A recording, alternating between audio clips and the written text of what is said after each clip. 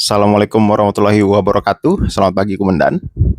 Komandan, pernah nggak Komandan kirim barang ekspor, lalu tiba-tiba dapat kabar kalau kontainernya batal naik kapal, padahal barang sudah dikemas rapi, dokumen sudah dipersiapkan. Tapi entah kenapa kontainer tertahan di pelabuhan. Masalahnya seringkali bukan di barang Komandan, masalahnya ada di proses. Sebuah proses panjang yang banyak eksportir UMKM lewati begitu saja karena sepenuhnya pasrah pada pihak ketiga. Hari ini kita akan bongkar perjalanan asli kontainer Komandan dari pintu gudang sampai akhirnya diangkat naik ke atas kapal. Kita bahas satu persatu supaya Komandan tahu persis di mana titik kritis yang sering bikin boncos. Komandan sekalian, proses ekspor itu bukan sekedar soal packing lalu kirim. Ada alur berlapis yang melibatkan banyak pihak, mulai dari gudang Komandan, freight forwarder, bea cukai, operator terminal, sampai ke perusahaan pelayaran. Kalau Komandan nggak paham alurnya, Komandan nggak akan tahu siapa yang harus ditegur saat ada masalah. Komandan juga tidak akan tahu kapan Komandan harus bergerak cepat dan kapan Komandan boleh tenang menunggu. Di video ini kita akan bedah semuanya secara praktis, langsung dari sudut pandang pelaku usaha, bukan sekedar teori buku teks. Agenda kita pada pagi hari ini yaitu yang pertama, persiapan di gudang dan stuffing kontainer. Yang kedua, pengurusan dokumen ekspor dan custom clearance. Yang ketiga, pengiriman kontainer ke terminal pelabuhan.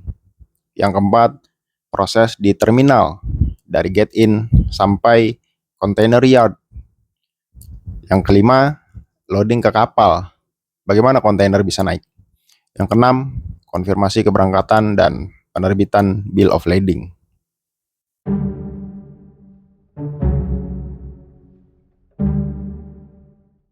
Komandan, perjalanan ini dimulai dari markasmu sendiri, yaitu gudang. Istilah pertama yang wajib Komandan tahu adalah stuffing. Sederhananya ini adalah proses memasukkan barang ke dalam kontainer. Ada dua skenario stuffing. Skenario pertama, kontainer kosong datang ke gudang Komandan. Komandan isi sampai penuh, lalu dijemput lagi. Ini namanya door stuffing. Skenario kedua yaitu kalau barang Komandan belum muat satu kontainer penuh, barang dikirim ke gudang konsolidasi di pelabuhan atau CFS. Lalu digabung dengan barang milik eksportir lain.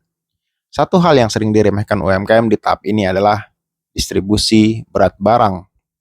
Kontainer yang berat sebelah bisa ditolak saat ditimbang di terminal. Pastikan packing aman dan catat detailnya di packing list. Berapa jumlah kartonnya, berapa berat per karton, dan berapa totalnya. Satu tips praktis yaitu selalu foto kondisi barang di dalam kontainer sebelum pintu ditutup dan disegel.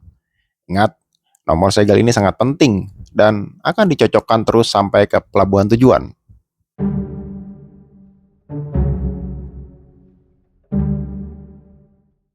Komandan, barang Komandan tidak akan bisa keluar dari Indonesia tanpa dokumen yang sah. Ada dua dokumen sakti di tahap ini. Yang pertama yaitu PEB atau pemberitahuan ekspor barang.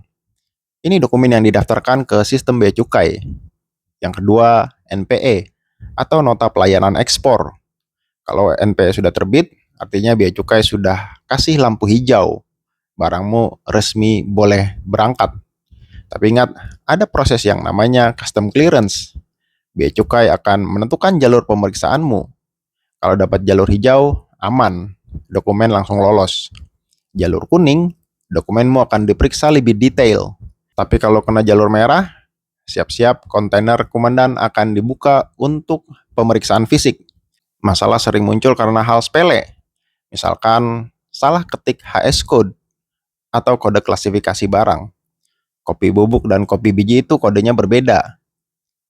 Kalau data di PEB, invoice, dan packing list tidak sinkron, bea cukai pasti akan menahan barangmu. Jadi pastikan ketelitian dokumen sejak awal.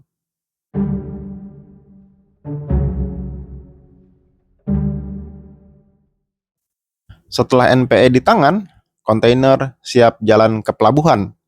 Disinilah banyak eksportir pemula tersandung. Komandan, tolong perhatikan istilah ini baik-baik, yaitu closing time. Closing time adalah batas waktu mutlak dari pihak pelayaran. Ini adalah detik terakhir kontainermu diizinkan masuk ke gerbang terminal. Lewat 1 menit saja dari closing time, kontainer kemudian ditolak dan kemudian harus menunggu jadwal kapal berikutnya. Artinya pengiriman delay dan buyer pasti kecewa. Cara praktisnya yaitu segera minta info closing time ke forwarder komandan. Hitung mundur dari waktu tersebut. Beri jeda waktu ekstra sekitar 3-4 jam untuk mengantisipasi ban bocor atau macet di jalan menuju pelabuhan.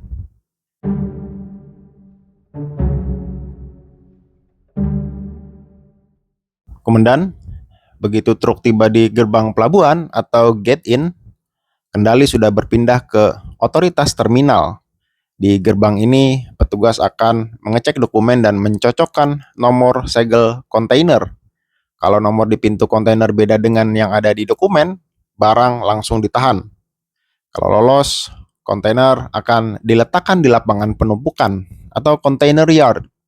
Disinilah kontainer komandan menunggu giliran untuk naik kapal.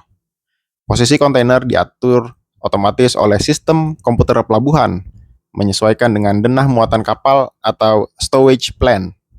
Tugas komandan di tahap ini adalah memantau nomor resi atau container number via website terminal atau forwarder untuk memastikan tidak ada pemblokiran tiba-tiba dari pihak bea cukai atau pelayaran.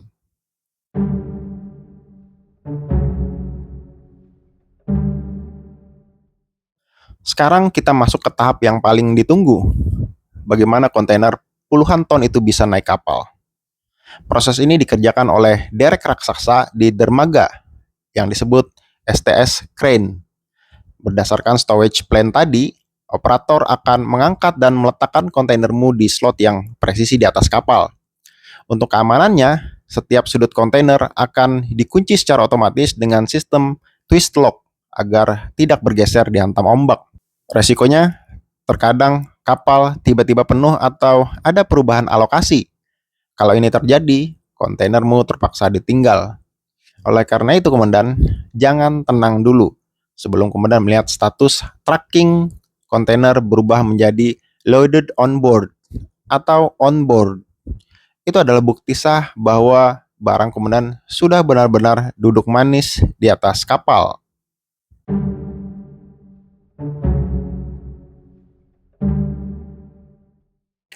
Kapal sudah berlayar, tapi tugas komandan belum selesai. Setelah kapal berangkat, pihak pelayaran akan menerbitkan dokumen yang paling krusial bernama Bill of Lading atau BL. Ini adalah bukti terima barang sekaligus dokumen kepemilikan. Tanpa BL ini, buyer komandan di negara tujuan tidak akan bisa mengambil barangnya. Kalau BL terlambat komandan kirim, barang akan menumpuk di pelabuhan tujuan dan buyer akan kena denda penumpukan atau demurrage yang biayanya sangat mahal. Tips penting yaitu begitu kapal jalan, langsung kejar forwarder komandan untuk minta draft BL. Cek ejaan nama, alamat, dan deskripsi barang. Kalau sudah benar semua, segera kirimkan versi finalnya ke buyer komandan. Sebagai penutup komandan sekalian, perjalanan kontainer ekspor dari gudang sampai naik kapal itu punya banyak celah. Staffing, dokumen clearance, closing time, sampai penerbitan bill of lading. Semuanya butuh pengawasan. Forwarder yang bagus memang akan sangat membantu, tapi pemahaman dari komandan sendirilah yang akan menyelamatkan bisnis komandan dari potensi kerugian besar saat terjadi masalah di lapangan. Nah, komandan sekalian, sekarang giliran komandan. Dari 6 tahap tadi, di bagian mana komandan pernah mengalami kendala paling pusing saat kirim barang ekspor? Coba ceritakan di kolom komentar. Mari kita diskusikan solusinya bersama-sama. Saya Roni Aban dari Indonesian Export Channel. Assalamualaikum warahmatullahi wabarakatuh dan selamat pagi.